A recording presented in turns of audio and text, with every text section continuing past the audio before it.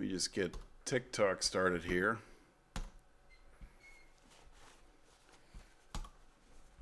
Hope you all are doing well.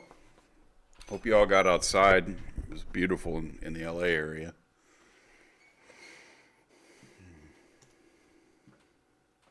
And a quick shout out to everybody that helped donate to the Everyday Action campaign from the last 4 weeks. We raised $260 and I'm very grateful. Thank you very much. Well, I'm sure we'll do that again real soon. Still trying to figure out, how often to do a charity. I want them to be effective.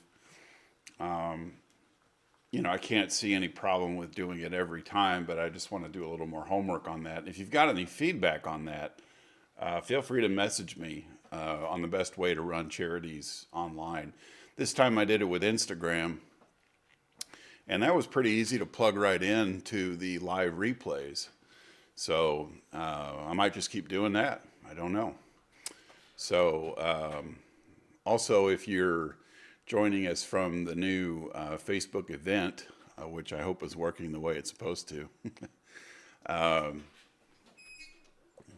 Thanks for stopping in, and I hope you'll let me know if everything's working the way it's supposed to. Sometimes Facebook can be a little tricky. So let's see if it's live right now. Doesn't appear to be. Oh, it says happening now. All right. It says set up live video. Well, hopefully it's working the way it's supposed to.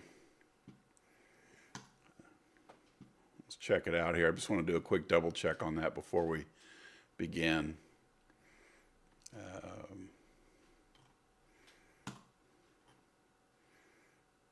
Okay. Looks like it wasn't quite going yet, so here we go. Go live automatically. That's what I want. Thanks very much. That's what should be going on right now. Hopefully I didn't just give away like a ton of personal information. But whatever. If you steal my account, do some good things with it, would you please? So yeah, we're going to continue with the Secret Adversary this evening. We're on chapter 11, and starting to get pretty good. One more check on this live video on Facebook, and then we will get started. Facebook is so fat. I don't know a better way to put it.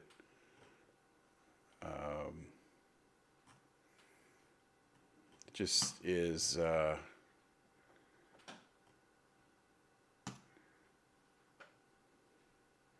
I don't know. There's so many ads. There's so many things. Well, it says it's. Nope, it says it's just sitting there. Or maybe it is live. Well, I hope it's working. If it's not, we'll get it tomorrow.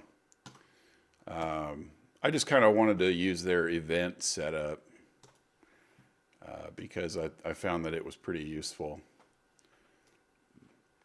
But I hope, like I said, I hope everybody's doing all right. What's this about Rick Moranis turning down Ghostbusters? Oh, I don't want sad news. What's that all about? So it says it's happening now, but I don't see it. So there you go.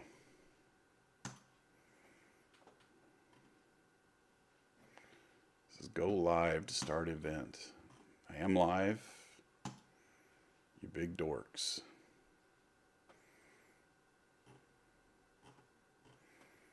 Looking for the little button that says go live. Go live now. There.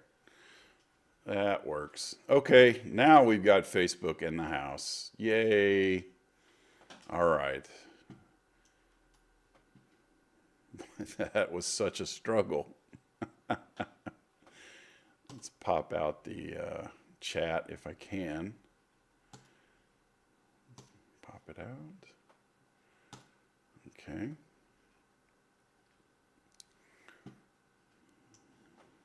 All right, now I can see and hear all.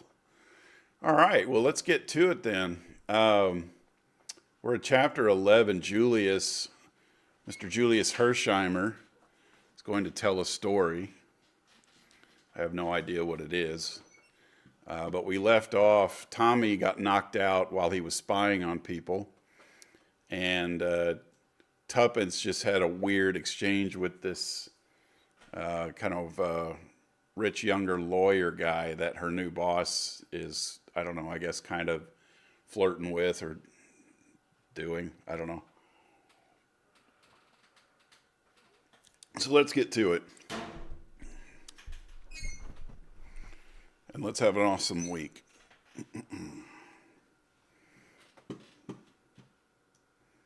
You don't need to see all of my shortcuts, though.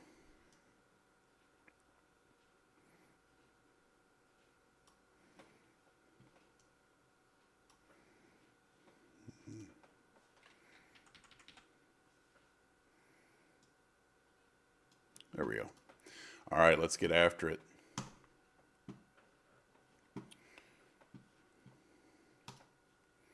We're live everywhere now. Okay. Chapter 11 of The Secret Adversary by Agatha Christie.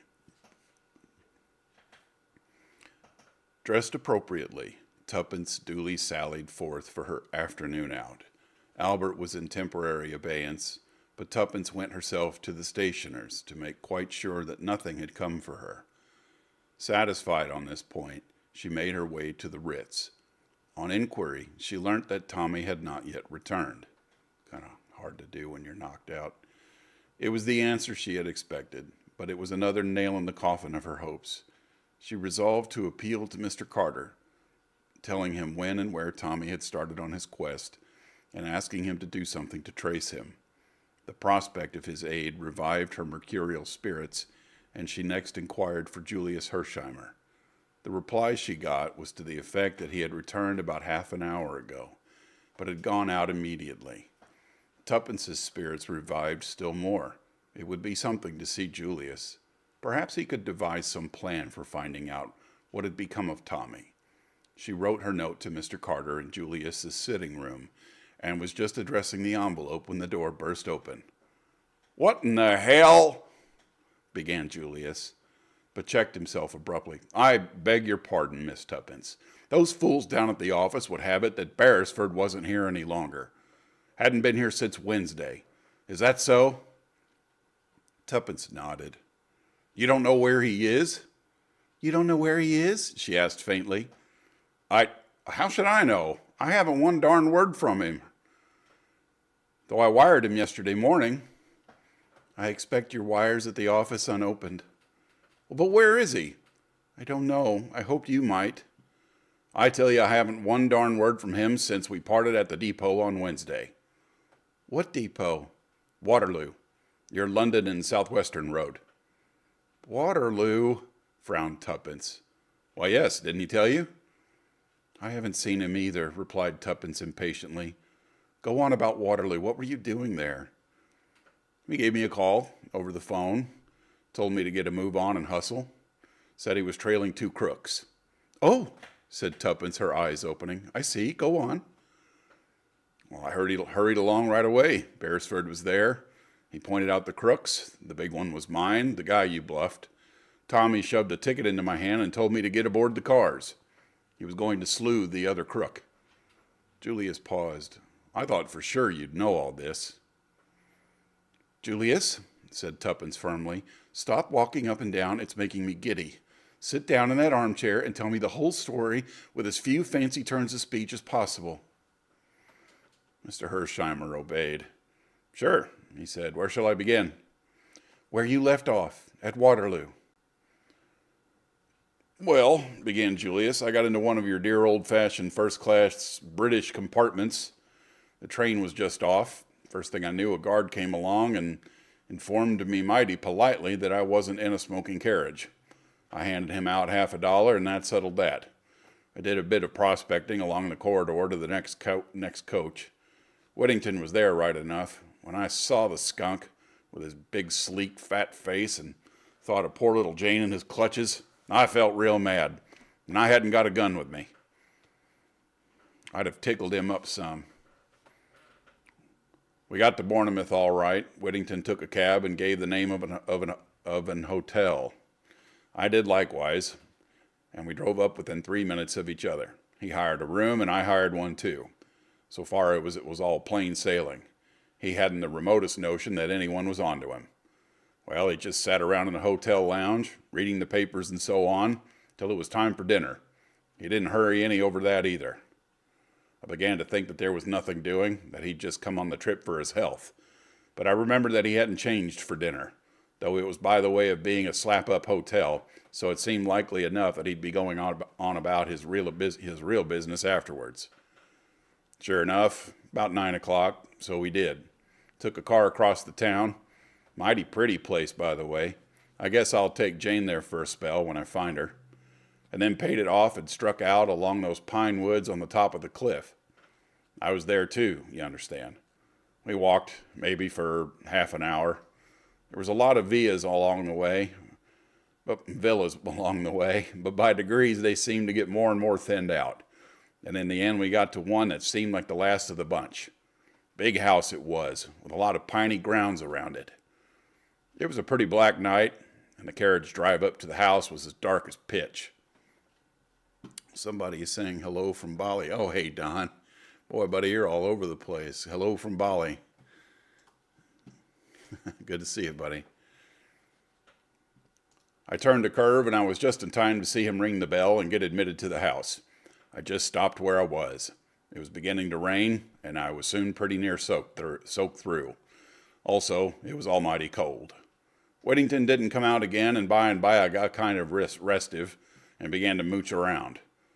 All the ground floor windows were shuttered tight, but upstairs, on the first floor, it was a 2-storied house, I noticed a window with a light burning and the curtains not drawn.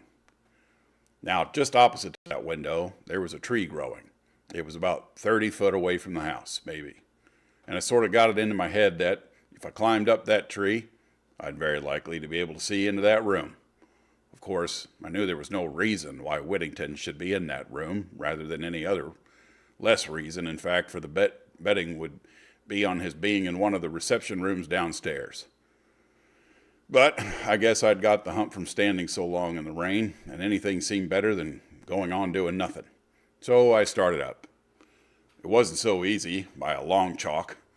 The rain had made the bows mighty slippery, and it was all I could do to keep a foothold. But bit by bit I managed it, until at last there I was level with the window. But then I was disappointed. I was too far to the left. I could only see sideways into the room. A bit of curtain and a yard of wallpaper was all I could command.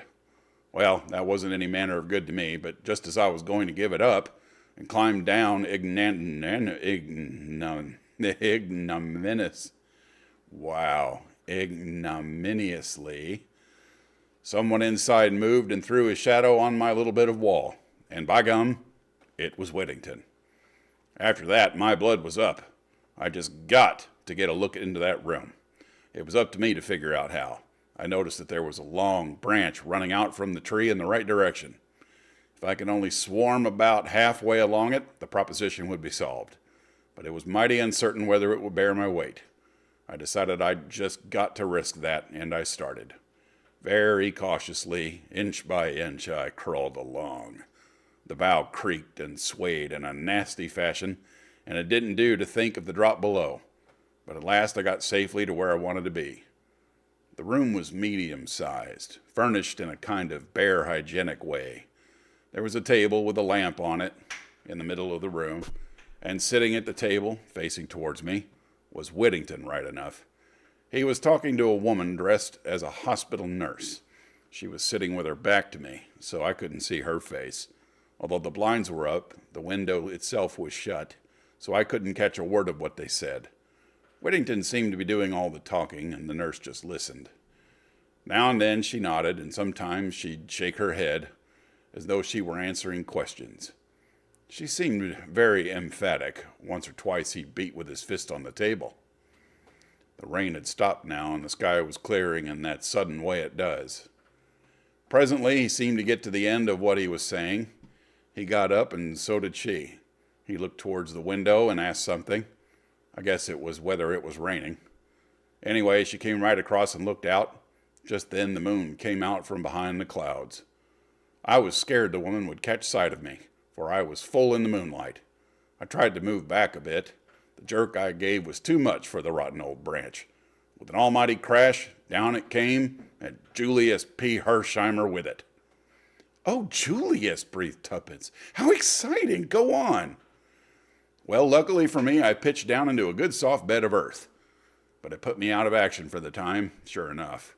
The next thing I knew, I was lying in bed with a hospital nurse, not Whittington's one, on one side of me, and a little black-bearded man with gold glasses and medical man written all over him on the other. He rubbed his hands together and raised his eyebrows as I stared at him. "Ah," he said, "so our young friend is coming round again. Capital, capital." I did the usual stunt, said, "What happened? And where am I?" But I knew the answer to the last well enough. There was no moss growing on my brain. "I think that'll do for the present, sister," said the little man, and the nurse left the room in a sort of brisk, well-trained way. But I caught her handing me out a look of deep curiosity as she passed through the door. That look of hers gave me an idea. "Now then, Doc," I said, and tried to sit up in bed, but my right foot gave me a nasty twinge as I did so. "A slight sprain," explained the doctor. "Nothing serious. You'll be about again in a couple of days." "I noticed you walked lame," interpolated Tuppence. Julius nodded and continued. "How did it happen?" I asked again. He replied dryly, "You fell with a considerable portion of one of my trees into one of my newly planted flower beds." I liked the man. He seemed to have a sense of humor. I felt sure that he, at least, was plumb straight. "Sure, Doc," I said. "I'm sorry about the tree, and I guess the new bulbs will be on me. But perhaps you'd like to know what I was doing in your garden." "I think the facts do call for an explanation," he replied. "Well, to begin with, I wasn't after the spoons." He smiled. "My first theory, but I soon altered my mind. By the way, you are an American, are you not?" I told him my name. "And you?" "I am Dr. Hall, and this, as you doubtlessly know, is my private nursing home." I didn't know, but I wasn't going to put him wise. I was just thankful for the information. I liked the man, and I felt he was straight, but I wasn't going to give him the whole story. For one thing, he probably wouldn't have believed it. I made up my mind in a flash. "Why, doctor," I said, "I guess I feel an almighty fool, but I owe it to you to let you know that it wasn't the Bill Sykes business I was up to." Then I went on and mumbled about something about a girl. I trotted out the Stern Guardian business and a nervous breakdown, and finally explained that I had fancied I'd recognized her among the patients at the home, hence my nocturnal adventures. I guess it was just the kind of story he was expecting. "Quite a romance," he said genially when I'd finished. "Now, Doc," I went on, "will you be frank with me? Have you here now, or have you ever here at any time, a young girl named Jane Finn?" He repeated the name thoughtfully. "Jane Finn," he said. "No." I was chagrined, and I guess I showed it. "Are you sure?" "Quite sure, Mr. Hersheimer. It is an uncommon name, and I should not have been likely to forget it." Well, that was flat. It laid me out for a space. I kind of hoped my search was at an end. "That's that," I said at last. "Now there's another matter. When I was hugging that darn branch, I thought I recognized an old friend of mine talking to one of your nurses. I purposely didn't mention any name because, of course, Whittington might be calling himself something quite different down here. But the doctor answered at once. "Mr. Whittington, perhaps?" "Ah, that's the fellow," I replied. "What's he doing down here? Don't tell me his nerves are out of order." Dr. Hall laughed. "No, he came down to see one of my nurses, Nurse Edith, who was a niece of his." "Why, fancy that!" I exclaimed. "Is he still here?" "No, he went back to town almost immediately." "What a pity!" I ejaculated. but perhaps I could speak to his niece. Nurse Edith, did you say her name was? But the doctor shook his head. I'm afraid that, too, is impossible. Nurse Edith left with a patient tonight also. I seem to be real unlucky, I remarked. Have you Mr. Whittington's address in town? I guess I'd like to look him up when I get back. I don't know his address. I can write it to Nurse Edith for it if you like, I thanked him. Don't say who it is that wants it. I'd like to give him a little surprise. That's about all I could do for the moment. Of course, if the girl was really Whittington's niece, she might be too cute to fall into the trap. But it was worth trying. Next thing I did was to write out a wire to Beresford saying where I was, and that I was laid up with a sprained foot, and telling him to come down if he wasn't busy. I had to be guarded in what I said. However, I didn't hear from him, and my foot soon got all right. It was only ricked, not really sprained, so today I said goodbye to the little doctor chap, asked him to send me word if he heard from Nurse Edith, and came right away back to town. Say, Miss Tuppence, you're looking mighty pale. It's Tommy, said Tuppence. What can have happened to him? Let me start the chat. I just realized it's not on.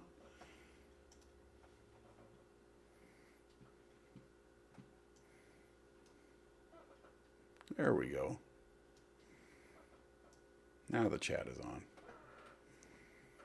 Buck up. I guess he's all right, really. Why shouldn't he be? See here, it was a foreign-looking guy he went off after. Maybe they've gone abroad, to Poland, or something like that.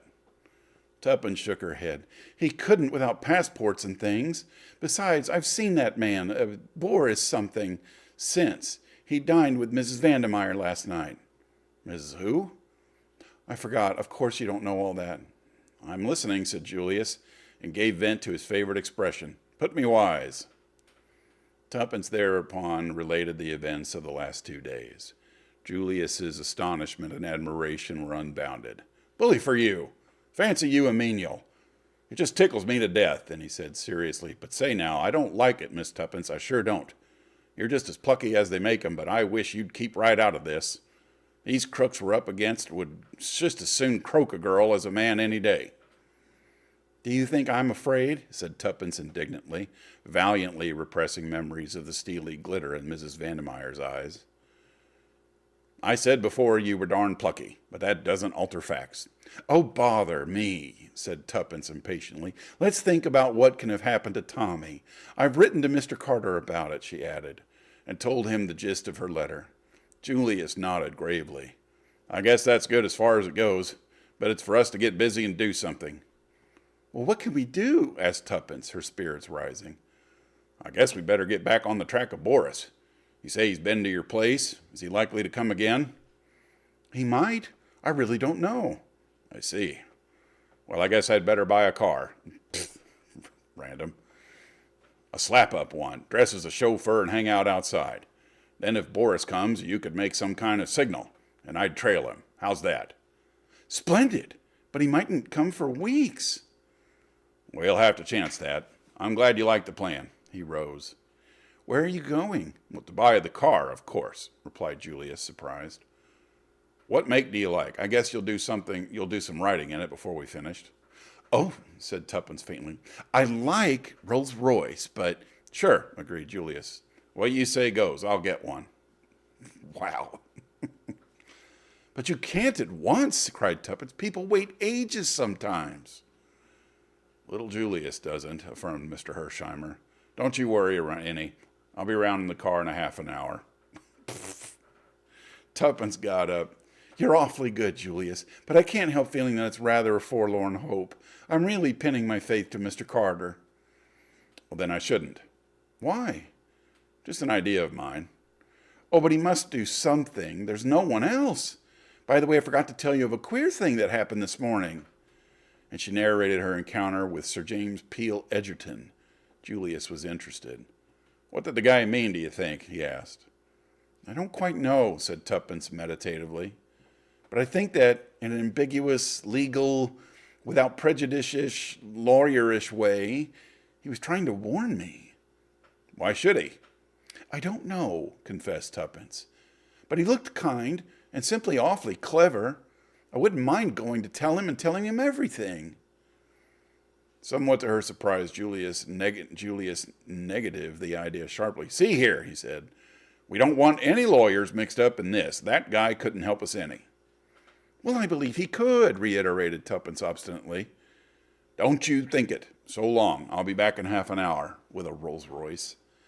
35 minutes had elapsed when Julius returned. He took Tuppence by the arm and walked her to the window. "There she is." "Oh," said Tuppence with a note of reverence in her voice as she gazed down at the enormous car. "She's some pacemaker, I can tell you," said Julius complacently. "How did you get it?" "She was being sent home to some bigwig." "Well?" "I went round to his house," said Julius. "I said that I reckoned a car like that was worth every penny of $20,000. Then I told him that it was worth just about $50,000 to me if he'd get out." "Well?" said Tuppence, intoxicated. "Well," returned Julius, "he got out. That's all." 50 grand? What, 100 years ago, it was like $90 million.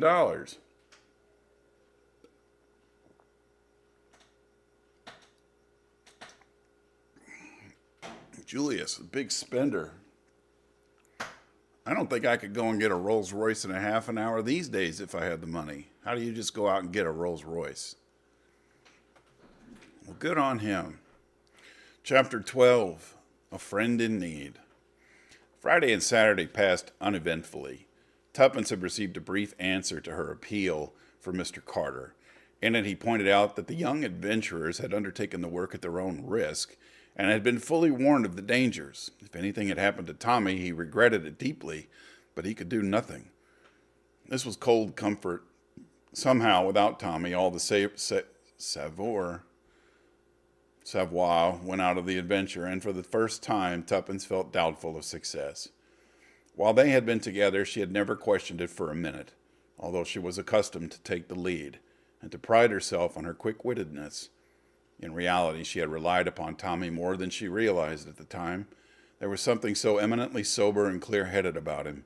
His common sense and soundness of wisdom were so unvarying that without him, Tuppence felt much like a rudderless ship. It was curious that Julius, who was undoubtedly much cleverer than Tommy, did not give her the same feeling of support. She had accused Tommy of being a pessimist, and it is certain that he always saw the disadvantages and difficulties, which she herself was optimistically given to overlooking. But nevertheless, she had really relied a good deal on his judgment. He might be slow, but he was very sure. It seemed to the girl that for the first time she realized the sinister character of the mission they had undertaken, so light-heartedly. It had begun like a page of romance. Now, shorn of its glamour, it seemed to be turning to grim reality. Tommy, that was all that mattered. Many times in the day, Tuppence blinked the tears out of her eyes resolutely. "Little fool," she would apostrophize herself. "Don't snivel. Of course you're fond of him. You've known him all your life. There's no need to be sentimental about it." In the meantime, nothing more was seen of Boris. He did not come to the flat, and Julius in the car waited in vain. Tuppence gave herself over to new meditations. Whilst admitting the truth of Julius's objections, she had nevertheless not entirely relinquished the idea of appealing to Sir James Peel Egerton. Indeed, she had gone so far as to look up his address in the Red Book. Had he meant to warn her that day? If so, why? Surely she was at least entitled to demand an explanation. He had looked at her so kindly. Perhaps he might tell them something concerning Mrs. Vandermeyer which might lead to a clue to Tommy's whereabouts. Anyway, Tuppence decided, with her usual shake of the shoulders, it was worth trying, and try it she would. Sunday was her afternoon out. She would meet Julius, persuade him to her point of view, and they would beard the lion in his den. When the day arrived, Julius needed a considerable amount of persuading, but Tuppence held firm. It can do no harm, was what she always came back to. In the end, Julius gave in, and they proceeded in the car to Carlton House Terrace. The door was opened by an irreproachable butler. Tuppence felt a little nervous. After all, perhaps it was colossal cheek on her part. She had decided not to ask if Sir James was at home, but to adopt a more personal attitude. "Will you ask Sir James if I can see him for a few minutes? I have an important message for him." The butler retired, returning a moment or two later. Sir James will see you. Will you step this way? He ushered them into a room at the back of the house, furnished as a library.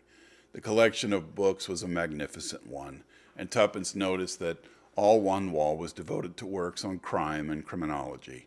There were several deep padded leather armchairs and an old-fashioned open hearth. In the window was a big roll-top desk strewn with papers at which the master of the house was sitting.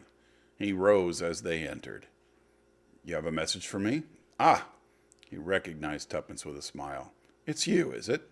Brought a message from Mrs. Vandermeyer, I suppose. Not exactly, said Tuppence. In fact, I'm afraid I only said that to be quite sure of getting in. Oh, by the way, this is Mr. Hersheimer, Sir James Peel Edgerton. Pleased to meet you, said the American, shooting out a hand. Won't you both sit down? Asked Sir James. He drew forward 2 chairs. Sir James, said Tuppence, plunging boldly, I dare say you will think it most awful cheek of me coming here like this, because of course it's nothing whatever to do with you, and then you're a very important person, and of course Tommy and I are very unimportant. She paused for breath. Tommy? Queried Sir James, looking across at the American.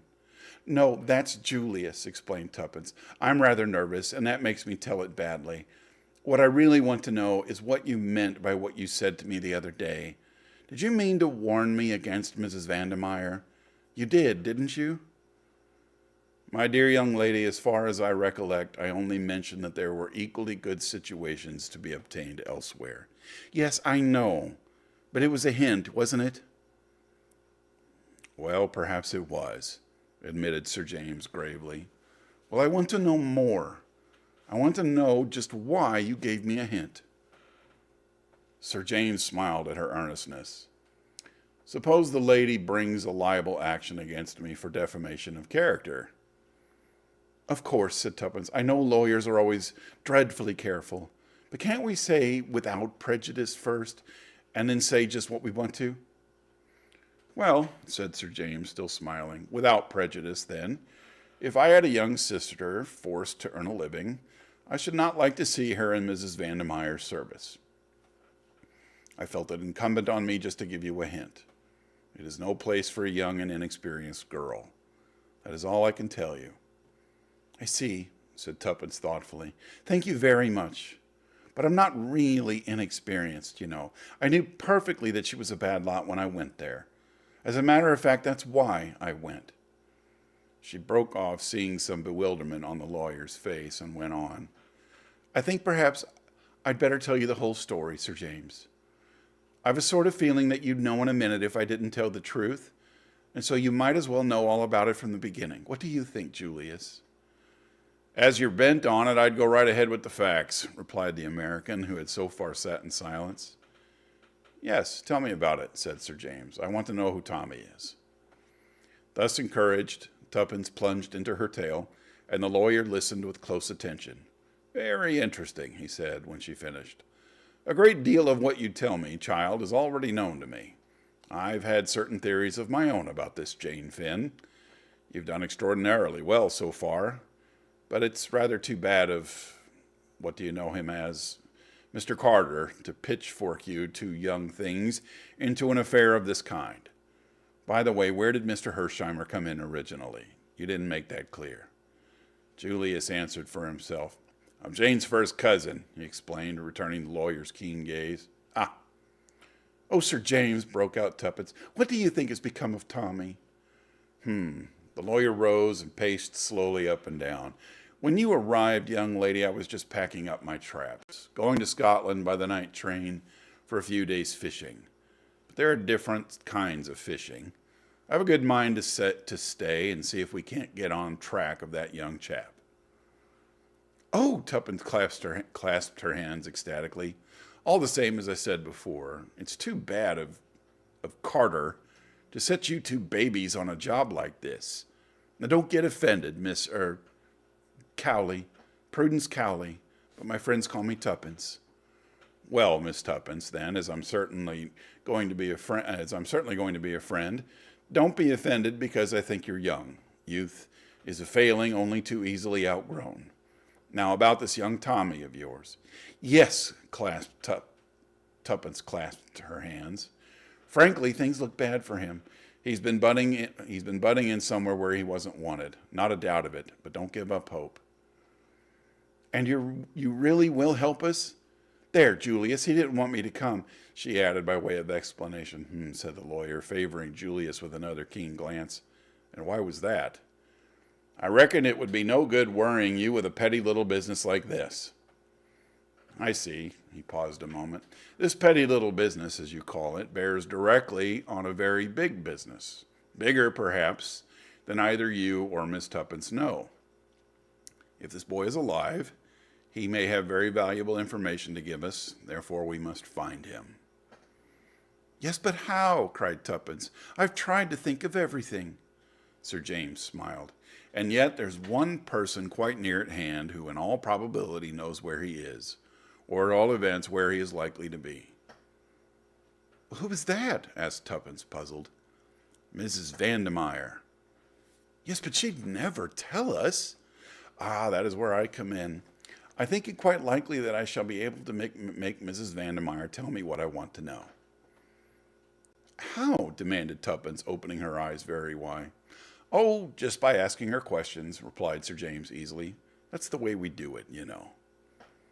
He tapped with his fingers on the table, and Tuppence felt again the intense power that radiated from the man. And if she won't tell? Asked Julius suddenly. I think she will. I have one or two powerful levers. Still, in the unlikely event, there was always the possibility of bribery. Sure, and that's where I come in, cried Julius, bringing his fist down on the table with a bang. You can count on me, if necessary, for $1 million. Yes, sir, $1 million. Sir James sat down and subjected Julius to a long scrutiny. Mr. Hersheimer, he said at last, that is a very large sum. I guess it will have to be. These aren't the kind of folk to offer sixpence to. At the present rate of exchange, it amounts to considerably over £250,000. That's so. Maybe you think I'm talking through my hat, but I can deliver the goods all right, with enough over to spare for your fee. Sir James flushed slightly. There's no question of a fee, Mr. Hersheimer. I am not a private detective. Sorry, I guess I was just a mite hasty, but I've been feeling bad about this money question. I wanted to offer a big reward for news of Jane some days ago, but your crusted institution of Scotland Yard advised me against it, said it was undesirable. Well, they were probably right, said Sir James dryly. But it's all okay about Julius, put in Tuppence. He's not pulling your leg. He's got simply pots of money. The old man piled it up in a style, explained Julius. Now let's get down to it. What's your idea? Sir James considered for a moment or two. There is no time to be lost. The sooner we strike, the better. He turned to Tuppence. Is Mrs. Vandemeyer dining out tonight, do you know? Yes, I think so, but she will not be out late. Otherwise, she would have taken the latchkey. Good. I will call upon her about 10 o'clock. What time are you supposed to return? About 9:30 or 10, but I could go back earlier. You must not do that on any account. It might arouse suspicion if you do not stay out until the usual time. Be back by 9:30. I will arrive at 10. Mr. Hersheimer will wait below in a taxi, perhaps. He's got a new Rolls-Royce car, said Tuppence with vicarious pride. Even better. If I succeed in obtaining the address from her, we can go there at once, taking Mrs. Vandemeyer with us if necessary. You understand? Yes. Tuppence rose to her feet with a skip of delight. Oh, I feel so much better. Don't build on it too much, Miss Tuppence. Go easy. Julius turned to the lawyer. Say then, I'll call for you in the car around about 9:30. Is that right? Perhaps that will be the best plan. It would be unnecessary to have two cars waiting about. Now, Miss Tuppence, my advice to you is to go and have a good dinner. A really good one, mind. And don't think ahead more than you can help. He shook hands with them both, and a moment later they were outside. Isn't he a duck? Inquired Tuppence ecstatically as she skipped down the stairs. Oh, Julius, isn't he just a duck? Well, I allow he seems to be the goods all right, and I was wrong about its being useless to go to him. Say, shall we go right away back to the Ritz? I must walk a bit, I think. I feel so excited. Drop me in the park, will you? Unless you'd like to come too. I want to get some petrol, he explained, and send off a cable or two. All right, I'll meet you at the Ritz at 7. We'll have to dine upstairs. I can't show myself in these glad rags. Sure, I'll get Felix help me choose the menu. He's some head waiter, that. So long. Tuppence walked briskly along towards the Serpentine, first glancing at her watch. It was nearly 6 o'clock. She remembered that she had had no tea, but felt too excited to be conscious of hunger. She walked as far as Kensington Gardens and then slowly retraced her steps, feeling infinitely better for the fresh air and exercise. It was not so easy to follow Sir James's advice and put the possible events of the evening out of her head. As she drew nearer and nearer to Hyde Park Corner, the temptation to return to South Audley Mansions was almost irresistible. I think we'll stop there. These chapters are going a little longer, and I'm sure a lot of you have fallen asleep, which is good. That's what I want. So we'll pick it up again tomorrow at 9 o'clock, and we'll finish the rest of this chapter. And we'll maybe talk some more about some more kind of charity work that maybe we can do with the stream. So anyway, thanks for stopping by, and I'll see you tomorrow at 9 o'clock.